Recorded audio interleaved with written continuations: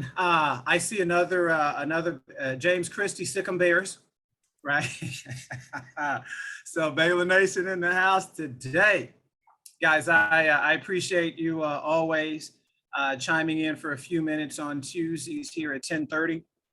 And today I'm really excited about hearing from not just a fellow Baylor Bear, but a very successful business owner. And Denton has been so accommodating when I've had a question because I don't have a team in the traditional sense. And so I've looked to you, with a couple of questions, and you've been so accommodating with your time. And I'm so excited just to have you on for a few minutes. So without further ado, my brother, the floor is yours. Awesome. Well, Ben, first, thank you so much. We've known each other for a long time, so I really appreciate you asking me to do this. And, really today, I'm open for questions, whatever it may be. I'm going to tell a little bit about myself for those that don't know me. But my background, really quick, or my story, as somebody would say, is graduated Baylor, and I went kind of traveled around the world. I really didn't know what I wanted to do, and I started getting in real estate. Matter of fact, I wanted to get into commercial real estate first versus residential. So I moved down to Dallas, got my residential real estate license, and I didn't sell a home in the first 6 months, right? So I started out really strong, really successful, right? My parents at the time told me to go get a real job. They said, go bartend, go get a real job, because obviously I was getting help from them still. So finally I got took under the wing of somebody named Georgia Alpazar, went over in the Keller Williams Plano office. She looked at me and said, stop what you're doing and do this. And it was basically at first calling my sphere, people I know, and I had some good sphere, a lot of younger people. And I ended up capping in the next 6 months, right? Like 2.2 million or something like that. Big accomplishment for me. Little did I know that a team leader really isn't supposed to take a rookie under their wing like that or give that much attention. So I really appreciate what Georgia has done and helped shape the career I have today. So fast forward, I was an individual agent now from 2002 roughly to about 2009. And that's when things started to shake up a little bit. I call it the best of times and the worst of times. So everybody knows 2009, or most people do, that wasn't the best year for the economy, and things were starting to crash and things were starting to move. Well, personally, my father was battling leukemia. We've been battling probably for 4, maybe 5 years going into that last year of 2009. I was also having the best real estate career I ever had as an individual agent, right around 55 homes that year in 2009. What had happened, though, I learned a lot. I found out my dad relapsed in 2008, so we moved him down to MD Anderson. For those that don't know it, it's in Houston. For those that do know it, unfortunately, probably had dealt with somebody with cancer, maybe even yourself. And we just wanted to make him comfortable because he was at a point in his life where the treatment he needed was available, but because he was an older gentleman, he probably wouldn't survive the cancer treatment. So we just made sure he lived a comfortable life. And November 13th, 2009, he passed. There's only a handful of times where I was different before and after, right? That was one of them. Another time when I was 16 and my parents took me to the Philippines, my home country, and I realized how spoiled I was. I was a spoiled brat when I played college baseball for Baylor and realized that's as far as I was going to take it. When my dad passed in 2009, when I got married to Brandy, my wife, in 2015, then had my 2 beautiful kids, Nash and Kai, thereafter. So both positive and negative changes. But let's go back to 2009 for a second. I would work Monday through Friday, leave about noon here in Dallas, and drive down and go spend as much time with them. One of my mentors at the time, who probably almost everybody knows on the call, David Osborne, that year, his dad was dying of cancer too. So we were kind of going through the same thing at the same time. And we both just said, we got to spend as much time with our fathers as we can. Past 2009, I kind of had a lot of thinking to do. A lot of people told me to grieve. And it's the first time I lost somebody, Ben. I didn't know how to do that. So I just knew that was time, right? Time, and be able to talk about it in the open. Finally, in 2010, 2011, I kind of took a seat back and almost got out of real estate. I almost decided, I don't know if I want to do this anymore. right? Even people here in the office knew that I was kind of just trying to figure things out. 2012 hit, I saw Gary Keller talk a little bit about expansion and building teams. And I'm like, you know what? I think that's what I want to do. So 2013, I did it the incorrect way and I hired a buyer's agent first, right? And she's still with me today. She runs one of my expansions. But at the end of the day, 2013, at the end of the year at Mega Camp, I said, let's do this. And so what does that look like today? Well, now today, luckily, we have 3 different divisions. We have an operations divisions, which is really what I should have started with. It's run by a young woman named Bonnie Allen, and she handles everything behind the scenes, dots the I's, crosses the T's. She's the director of operations. And then we have Marianne Jolly, who handles all of our transaction coordination, all of our listing management. We have 2 virtual assistants that work 7 days a week for us. And then we have a runner that runs everything around for us. Agent-wise, we're about 12 agents deep right now. I want to get about 20 by the middle of next year. And then I go back and forth on the inside sales system. And I used to have ISAs, but we use a company called Conversion Monster now. But now pushing forward, now the team has done great. We'll have our best year this year of about, I don't think 65 to 70 million is where we'll end up this year. Not bad. It's not where I want to be, but I'm pretty happy with that, considering we're moving into this shift. But I would say the biggest thing I could probably talk about the team, because I know you want me to talk a little about team, is the culture we have here at the Dare Network. And I'll try to explain it in 2 words. I saw one gentleman speak, another guy that I know really well, and he talked about what's called love and results. And it really stuck with me. And it's a part of what I tell everybody that joins our organization.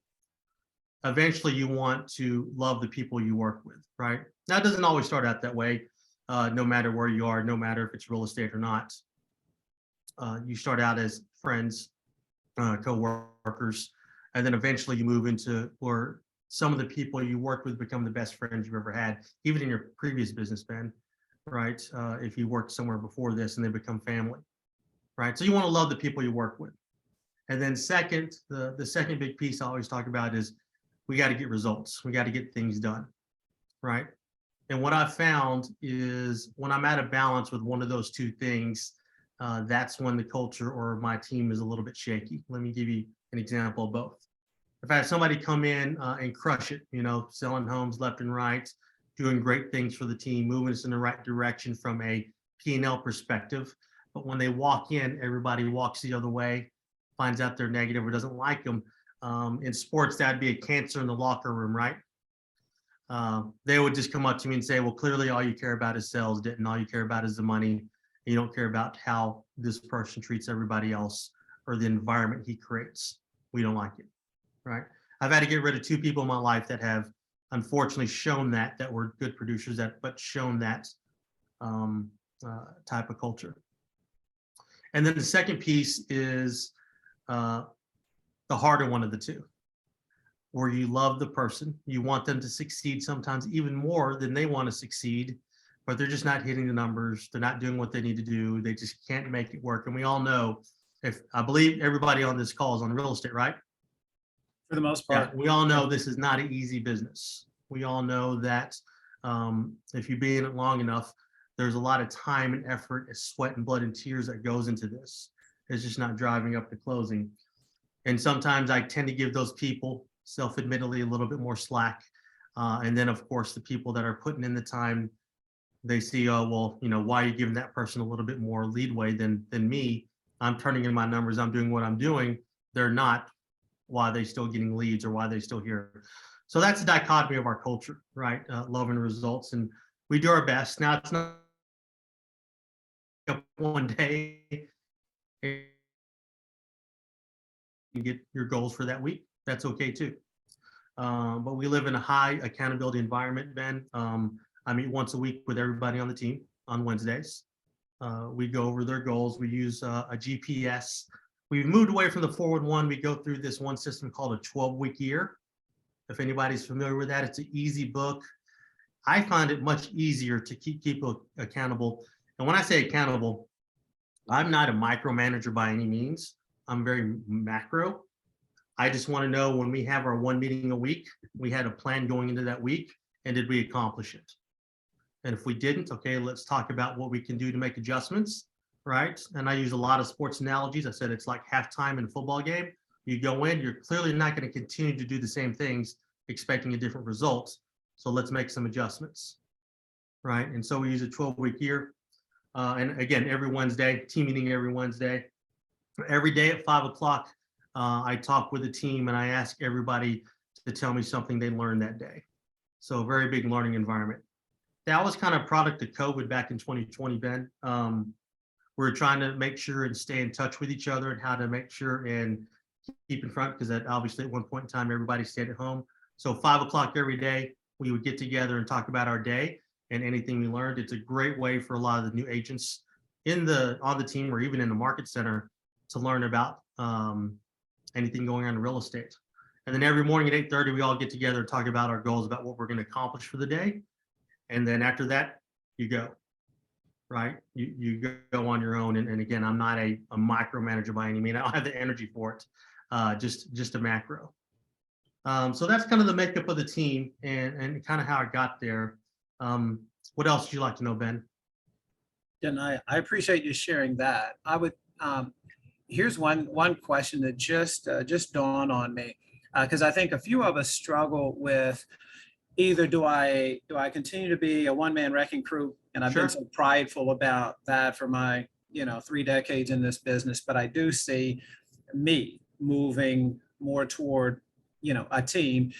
Would you suggest, because again, you were able to incorporate your name into your group, as opposed to Ben Baker team, creating a separate identity outside Ben Baker. Would you suggest that to most? So if I understand your question, yeah, I mean, I think you always leave your name in the business in some way, form, or another. Right. In short, Keller Williams, Dare Network, Denton, Aguam. I mean, I think you always leave your name somewhere in there. I mean, even if you use a different name, it's company by X, right? Whoever you are, right? It can be Tesla by Elon Musk, whatever it may be. But you said something good. Should you go? I get that asked question a lot about individual agents. They don't want to necessarily build a big team. So what do they do? And there's lots of ways. There's a couple of guys I know and girls I know that run an individual agent business that's very successful.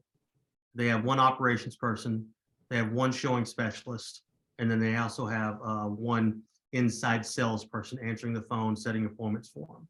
And these individual agents are closing a little over 100 deals a year, and they have their weekends and evenings because they're showing specialists showing the home.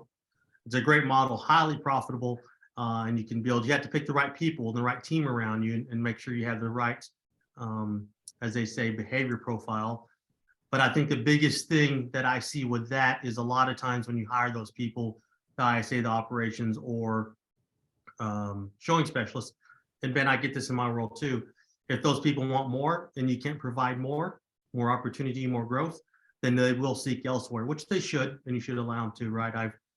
Some places haven't grown fast enough for some people, and they had to seek elsewhere to find opportunity, and that's okay, right? So that's the only downside with kind of staying right there, but it's a very good model, and I think a lot of people can do it, right? I personally, because I'm seeing what's going on with the shift in the market, I jumped back in production this year, right? But I'm using a showing specialist to manage all my buyers, and I'm going through and just handling some listings and handling buyers. And I love investments. Over the last 2.5, 3 years, my wife and I have acquired a lot of investments. So I tend to work with a lot of investors as well. That you just touched on something else, because I can sit here and bombard you with questions all day. Go ahead. But I want to be mindful of everybody's time, because I try to make sure that, again, because you probably didn't know, my slogan is I bring the meat every week. Yeah. And when I created that, it was, if I'm going to have 20 to 50 people join us each and every week, if I'm not bringing value, then they won't participate, right? And so for me, that's key. And it's one reason why I wanted you on, and I bring so many unique individuals on. Speak briefly on the investments, because we just had a community group, which is an investment group that we have here. How many properties do you currently own, and are they all single family? Are they multifamily? Yeah, I'll break it down for you. And the book that I think everybody should read if they haven't already read it is a book called Tax-Free Wealth. Tax-Free Wealth. You can get on Amazon. It's probably the best book that opened eyes, not only for me and my agents, but also my wife. Now, one of the things that to kind of backs up about building wealth or investments is I'm proud to say that 2 agents on my team, one this year and one about 3 years ago, are net worth $1 million on the team. And they both came to team and not in that capacity because of just the learning and the focus we have. As far as investments go, we've got 2 Airbnbs, 1 multifamily, 1 single family, and then we're buying into an RV park right now. We bought into a bank, and then we have a syndication we've purchased into that has 617 units on the East Coast, 4 different apartment complexes. And what else? And we bought into a horse as well, a racing horse that's done quite well, right? Wow. I didn't expect any of that. No, that's probably the funnest one of them all because it's exciting. But the coolest one is probably the syndications that were, and all that is where a gentleman or a woman takes a capital raise and buys an apartment complex. As leases expire, they go in and increase the value of the rental rate by rehabbing the unit. And let's say it goes from 800 to 1300 in rent, and do that all through 617 unit to do a refi, cash out refi, or we just sell it outright. And you're making money all this time because there's obviously cash flow. And a few of the apartment complexes have leases underneath it to businesses that also cash flow. Now, a lot of that and I won't go too deep on it, but a lot of that, as well as a lot of the Airbnbs, allow you to do what's called cost segregation, which allows everybody on the call, especially in their particular role, to get a big tax write-off. Right. And I think cost segregation is so big because between myself, Troy Olson here, Brad Johnson, that's really how I learned, about it, and we'll be utilizing it with the 2 properties that I basically have this year. And you can go back in some of the tax returns, but tax-free wealth, start there, talk to your accountant. If your accountant's uncomfortable with it, then find another one. Yeah. Wow. Yep. Wow. Well, I think that, again, we'll end it here because I think that community is so important. You wouldn't have these opportunities if it wasn't for community and partnerships. And, being in bed, I'd say with the right people. And it's to me, it's vital to my success because I can't do everything I want to do by myself. Yeah. Right. I mean, what do we say? If you want to go fast, you go by yourself. If you want to go far, you go with others. Right. Yeah. And I think it takes a lot there.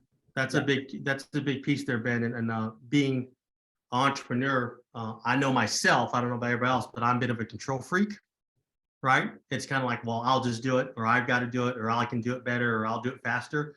And I battle that every day, even till today, on as you build something. But you have to go back to what you just said. You have to understand and know you can go faster by yourself, but you go further together. Absolutely. Right, at the end of the day. And that's where, having standards in place and clear expectations. That's why I meet with everybody once a week, just to make sure that everybody is rowing the boat the same direction. Absolutely. Wow. Well, thank you so much for rowing our boat in the right direction this morning. Hopefully that helped. Bro, I appreciate you. And I can assure you, everyone here got something today. So you delivered the meat this week. So I appreciate you. And again, I appreciate everyone who jumps on each and every week. Sick 'em Bears. Today is a beautiful day to go, I think, serve the needs of someone. Someone needs our help, and it's our responsibility to go find who that person is. So I appreciate you, D. If you need anything from me, don't hesitate. Guys, Denton, he's a wealth of knowledge. He's at our KW Plano office. I can assure you, if you needed something and he had a minute, he would give it freely. Okay. So again, I appreciate everybody. We'll see you next week, and let's go make it a great day. Awesome. Thanks, Ben. Thanks, Ed. Appreciate you.